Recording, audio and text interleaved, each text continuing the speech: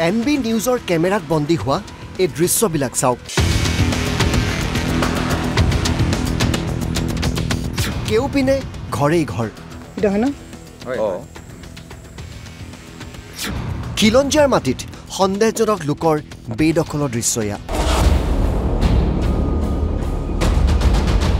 NB নিউজৰ কেমেৰাত এই দৃশ্য ধৰা পৰাৰ লগে লগেই এতিয়া হাহাকাৰ লাগিছে সমগ্ৰ বঙাইগাঁৱত।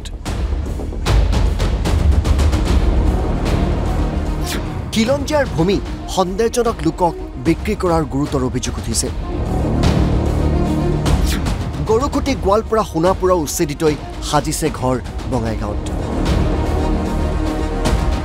ধন্যবাদ জনাইছোঁ NB নিউজক। বঙাইগাঁও জিলাৰ এসময়ৰ বিজনী চাৰ্কেলৰ আৰু বৰ্তমান মানিকপুৰ চাৰ্কেলৰ বৃদ্ধবাচী চক্ৰশিলা আৰু দৰকিনামাৰীৰ যি গছৰণীয়া পথাৰ আছিল, এই গছৰণীয়া পথাৰখন হৈছে মুক্ত ডিটেনশ্যন কেম্প। কাৰণ বাংলাদেশী মূলৰ মিয়া মানুহ ক'ৰ পৰা আহি ক'ত উচ্ছেদ চলাই আছে, কিন্তু আহি আমাৰ এই গছৰণীয়া পথাৰখন বেদখল কৰি আছে। আমি প্ৰশাসনক অতি সোনকালে এয়া উচ্ছেদ চলাবৰ কাৰণে আমাৰ গাঁৱৰ ৰাইজে দাবী জনাইছে আৰু অতি সোনকালে উচ্ছেদ হ'ব বুলি আমি গাঁৱৰ ৰাইজে আশা কৰিছোঁ। বঙাইগাঁৱৰ বৃদ্ধবাসী দৰকিনামাৰী চক্ৰশিলা জৰাগুৰিত চলিছে চৰকাৰী আৰু ৰাজবংশী লোকৰ মাটিত বেদখল। হাজাৰ হাজাৰ লোকে ঘৰ বান্ধিছে খিলঞ্জীয়াৰ মাটিত। যোৱাকালি আমি এটা NB নিউজত এটা নিউজ পালোঁ যে বালাজানী চেঁচাপানী বৃদ্ধবাচী চক্ৰশিলা এই গাঁওখনৰ চাৰিওফালে মানে বিদেশী প্ৰজন্মকাৰীয়ে মানে গাঁওবিলাক দখল কৰি আছে। যে আমাৰ স্থানীয় মাটি, ৰাজবংশী মানুহৰ মাটি বা মন্দিৰৰ মাটি, গছৰণীয়া পথাৰ তেওঁলোকে ৰাতিৰ ভিতৰতে তেওঁলোকে ঘৰ বান্ধি তেওঁলোকে দখল কৰি আছে।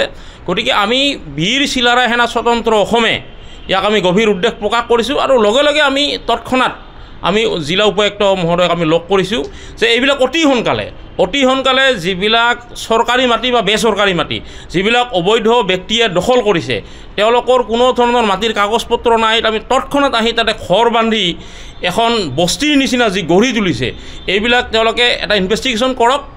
কাৰ মাটি, কোন আমাৰ ৰাজবংশী মানুহ যদি মাটি হয়, সেই মাটিবিলাক তৎক্ষণাত অতি সোনকালে পূজাৰ আগে পিছে ভিতৰতে উচ্ছেদ কৰি এই মানুহবিলাকক মাটিবিলাক গতাই দিব লাগে। NB নিউজত এই বাতৰি প্ৰচাৰ হোৱাৰ পিছতেই উপায়ুক্তক উচ্ছেদৰ দাবীত স্মাৰক পত্ৰ প্ৰদান কৰিছে বীৰ চিলাৰায় সেনা স্বতন্ত্ৰ নামৰ সন্থাটোৱে। প্ৰায় 1000 বিঘাৰ ওপৰত মাটি বাংলাদেশী মূলৰ মিয়াসকলৰ আজি দখলত। আজি আমি 10 বছৰ আগত আই নদীৰ সিপাৰে যি দৰকিনামাৰী বা বৃদ্ধবাসী আৰু চক্ৰশিলা গাঁৱৰ যিখিনি মাটি আছে বা গছৰণীয়া পথাৰ আছিল, কালী মন্দিৰৰ মাটি আছিল, সেই মাটিসমূহত আমি আজিৰ পৰা 10 বছৰ আগত এটা মুছলমানৰ আমি ঘৰ দেখা পোৱা নাছিলোঁ। আজি 10 বছৰত তাতে হাজাৰ হাজাৰ মানুহ তাতে আহি সংস্থাপিত হ'বলৈ ধৰিছে। আজি আমি কিছুদিন ধৰি দেখা পাইছোঁ, আজি গৰুসুটিত অসম চৰকাৰে আজি গৰুসুটিত উচ্ছেদ কৰা, সোণাপুৰত উচ্ছেদ কৰা হ'ল। সেই উচ্ছেদিত ব্যক্তিসকল আমি বিভিন্নভাৱে খবৰ পাই আহিছোঁ বা বিভিন্ন মানুহে আমাক খবৰ দি আহিছে যে সেই ঠাইসমূহতো আজি সেই সোণাপুৰৰ পৰা অহা বা গৰুসুটিৰ পৰা অহা কিছু মিয়া লোকসকলে ইয়াতে আহি সংস্থাপিত হ'বলৈ ধৰিছে।